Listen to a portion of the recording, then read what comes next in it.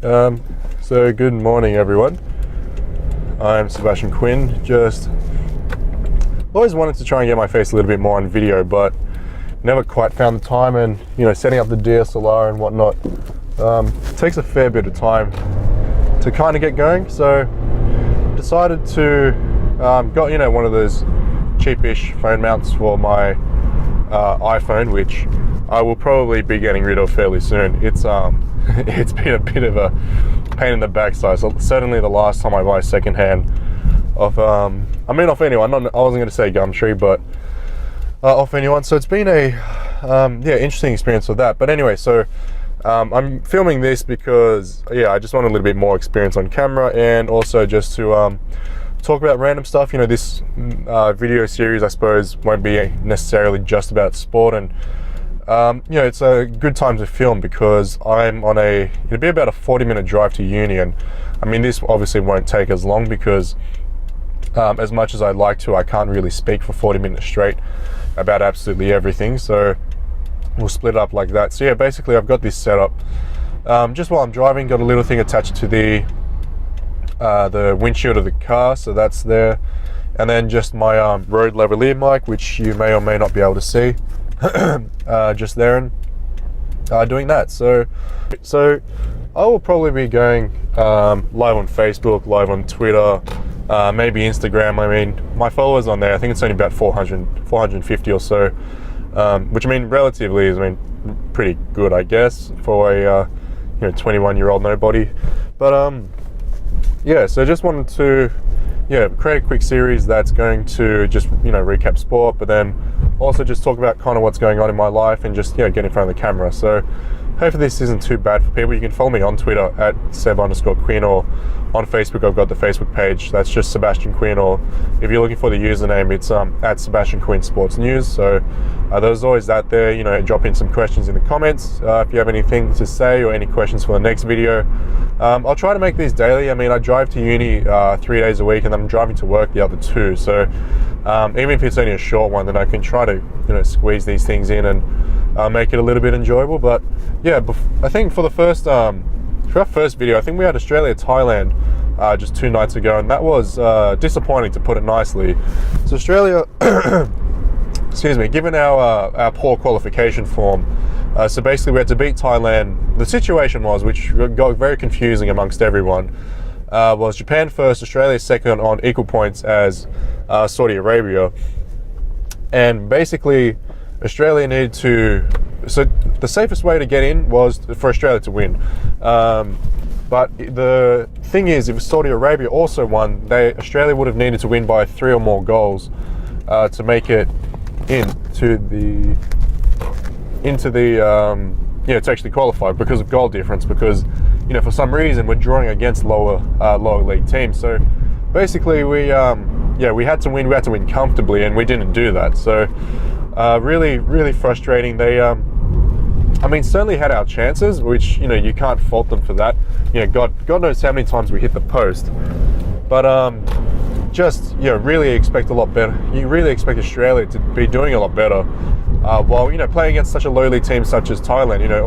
All due respect to them, but it's still Thailand. They don't exactly have a well-established soccer league. Very few international stars, whereas Australia we had 2 Premier League players, Tom Rogic also playing for Celtic in the Scottish Premier League, and all these other players. So it really leaves a lot to be desired for Australia. So now we have to do it the hard way. So we're going to be playing off against Syria next month. I believe it's October 10 when we verse them, and then so that's over the course of 2 legs, and then whoever wins out of that goes on to face the qualifying team from North America, which I believe is the 4th place team coming out of there. So really making it very hard for ourselves. And when we hit the cross excuse me, hit the post a few times in the first half, and I'm gonna lower this, see if that helps. That's better. So at least you can kind of see my face. It's not all over the place. So I'm like a little bit stuffy. I don't know what it is, but it's been a bit smoky. Anyway, so So yeah, Australia just, Moy had a great game. I think that just everyone else really fell flat. Rogic was doing well, but all we need is really just a potent goal scorer.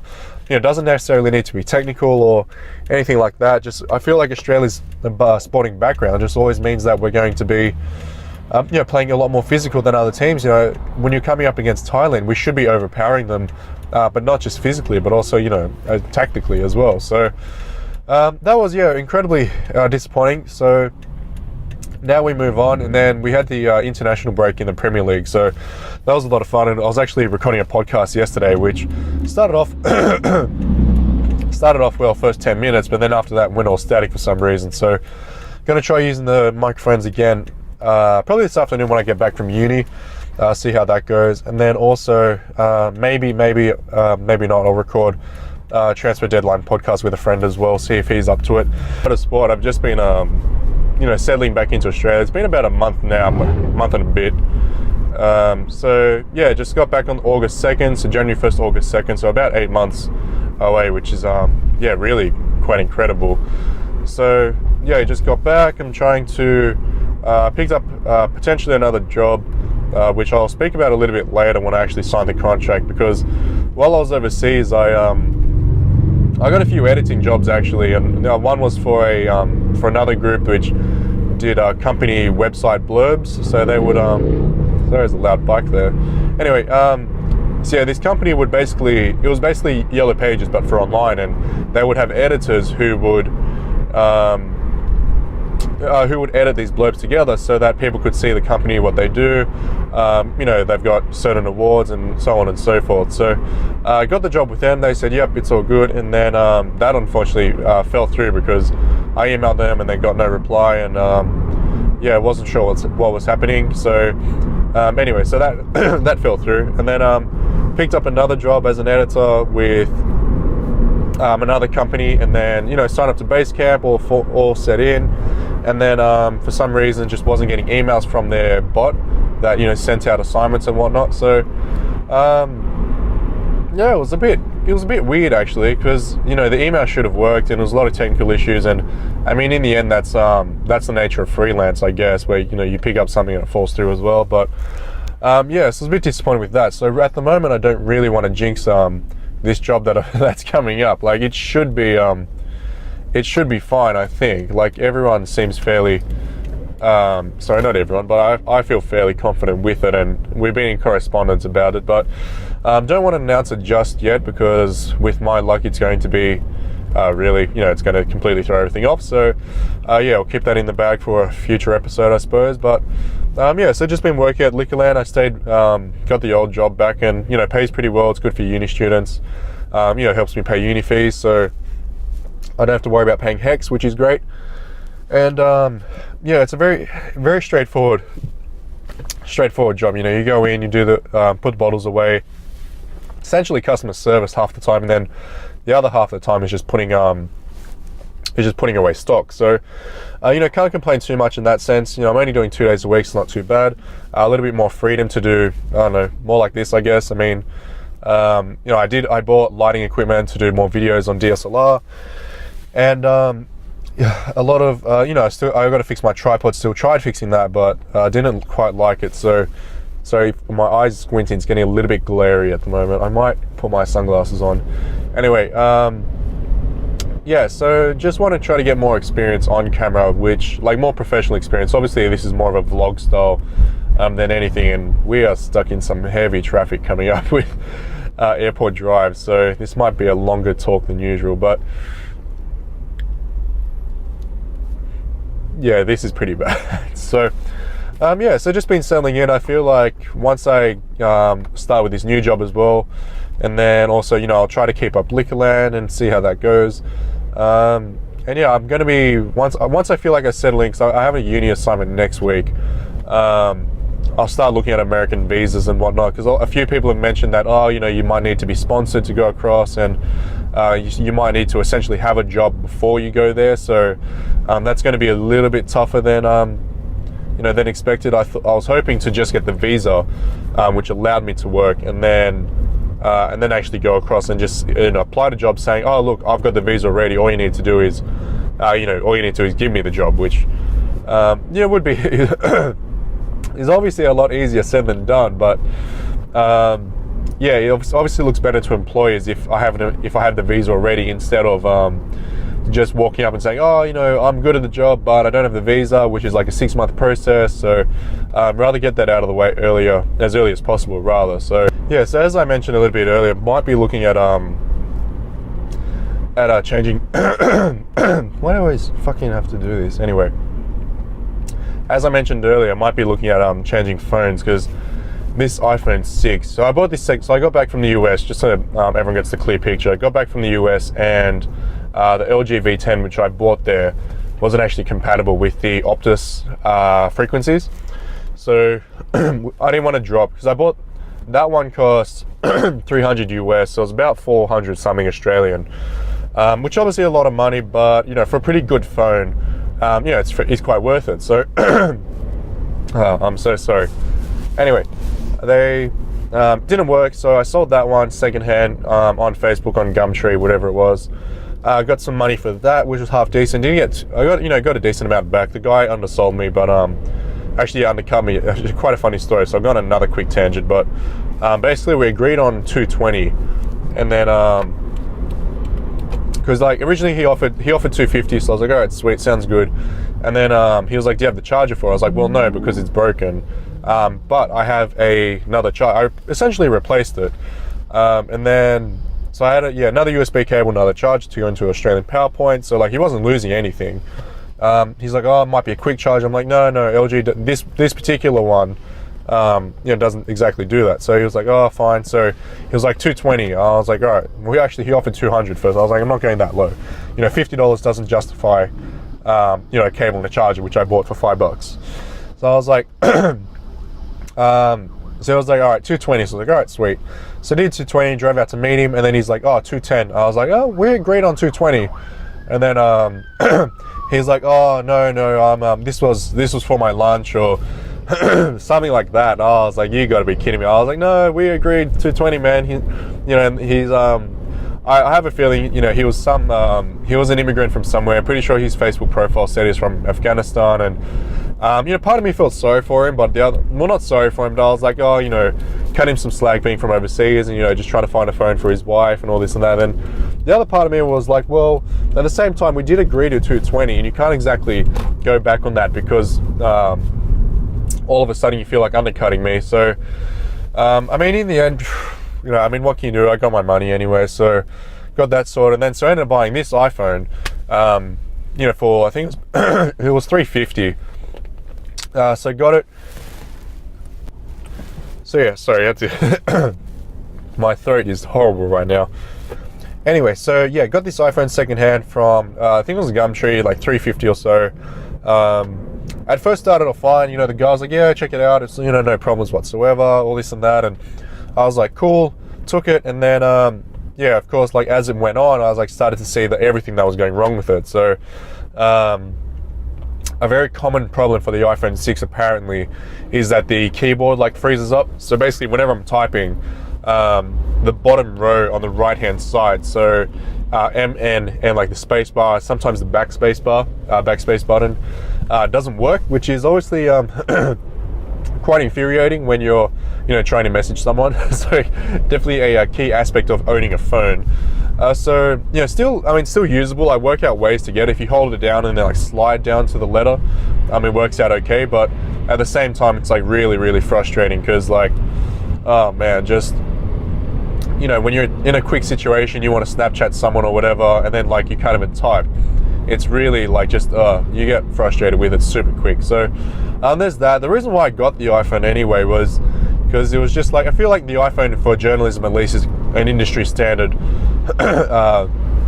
Across the board, everyone's on iMessage, everyone's yeah, just using it. And then, you know, iPhone 7 obviously has a really fantastic camera. So I was like, all right, well, you know what? I don't want to drop $1,000 on a phone. I buy my phones outright because it works out cheaper long term, and I don't get locked into any particular contract with some of the SIM only plans. Like I can get prepaid, but it works out cheaper getting SIM only. Then I'll just end up transferring the plan to my brother, worst case scenario. But I mean, I'm sure he won't be complaining with $40 a month and 14 gigabytes of data. I mean, because he's currently on I think he's on the same plan that he got when he actually got the phone at first. My parents are still paying for it because he's still 17, doesn't have a job yet, but so I think it's like $40 a month for a gigabyte and a half, which is ridiculous because it's nowhere near enough data for a 17-year-old kid. So yeah, we're looking at upgrading the plan. So if anyone in Australia knows any good prepaid plans or any SIM-only plans, then let me know in the comments. But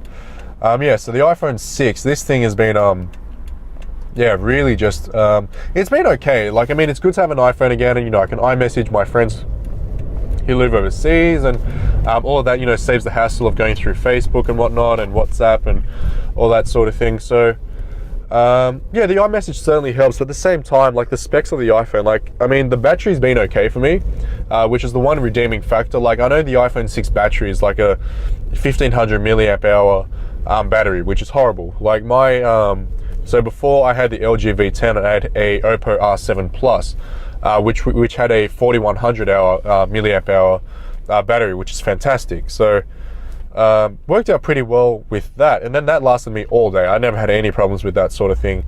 But then going into the LG V10, it only had a 3000 milliamp hour battery, but also the optimizations for it were terrible. So basically, if you use an app for any extended period of time, it would always just burn through battery. I mean, I was dying about halfway through the day.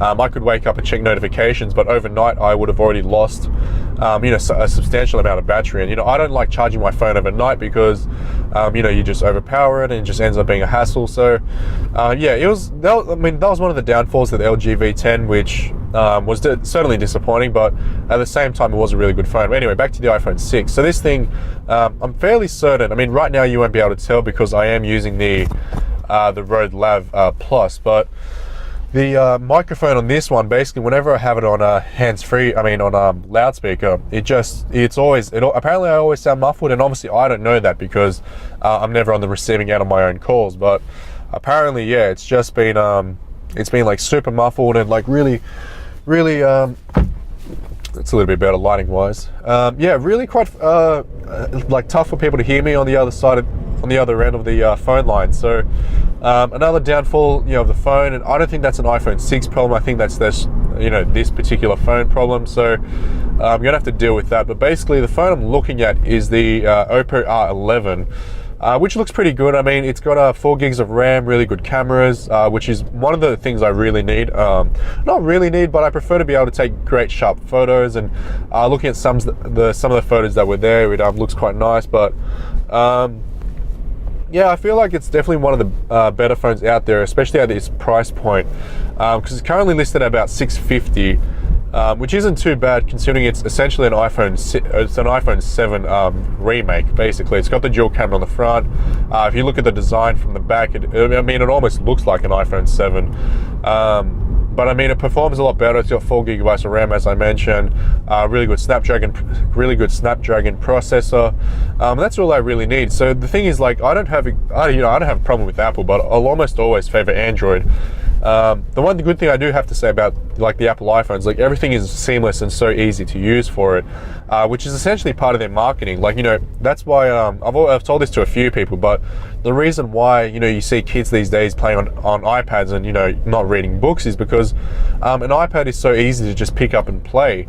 Even like little kids can use it. There's so many games and it keeps them entertained and all this and that, and there's never really any. Oh, gotta slow down. You never really have to worry too much about all technical issues and stuff like that. Whereas, it's just, like I said, seamless. I was going to say in comparison to a book, but a book's fairly easy to pick up as well. So, it's been interesting having an iPhone again. My last iPhone was an iPhone 4S. So that was, obviously not one of the better iPhones. At the time it was fine, but wasn't exactly, you know, a flagship killer, as I said. So yeah, I went from the 4S to the, I want to say the Oppo One. Yeah, no, not the Oppo. So I went to the 4S to the OnePlus One, which worked out really well. But I ended up, what did I do with that? I'm trying to remember. I think I ended up selling it. Or do I still have it? I'm not sure. If I can find it, I might sell it. If anyone wants it, leave a comment or hit me up on Twitter. It's probably a better place. So yeah, still have that. Got to get rid of that as well. And yeah, I need to work out what was wrong. Actually, no, know what's wrong with it. There was like a dead spot right in the middle of the screen. So pretty much when I'd be scrolling down, it would go down, stop, and then I'd keep going, but the screen wouldn't, and then I'd keep going. So I lost all that middle section that was beyond repair, and they wanted me to ship it over to London, but the thing is they don't ship back to Australia, so I would have to send it to China. China would have to send it to London, and then London would. Anyway, I'm pretty much at uni. Surprisingly not late. It only took me about half an hour to get here, which is weird because if I leave at 7:30, it takes me 45 minutes to an hour. But if I leave at 8 o'clock, it only takes me 30 minutes. So part of me wants to just sleep in and leave at 8 o'clock every day, but the other half of me is saying, no, you should wake up early and leave at 7:30 because God knows what's happening, especially along Airport Drive. There's always all sorts of stuff going on. So I'll keep it safe at that and leave nice and early. This traffic's not too bad, so I can just get right through it. Hopefully no buses. Thank you everyone for watching. I mean, pretty straightforward video. Let me know if I should shorten it or keep it at this length. I think at this point it'll probably end up being around 10 minutes or so, which isn't too bad. I like, you know, like getting in front of the camera, like, you know, a little bit of experience. I know it isn't exactly formal, you know, formal experience, but hopefully at least being on camera will teach me to slow down and enunciate clearly, which will certainly help because I've been told by a lot of people that I speak far too quickly even in person. So we'll find out how it goes, and thank you everyone for tuning in. As always, you can hit me up on Twitter, it's at Seb_Quinn, or message me on Facebook, that's Sebastian Quinn, or if you're looking for the username, at Sebastian Quinn Sports News. So it's been a pleasure driving with you. I'm not your Uber driver, but thank you for jumping on board, and I guess I'll see you tomorrow.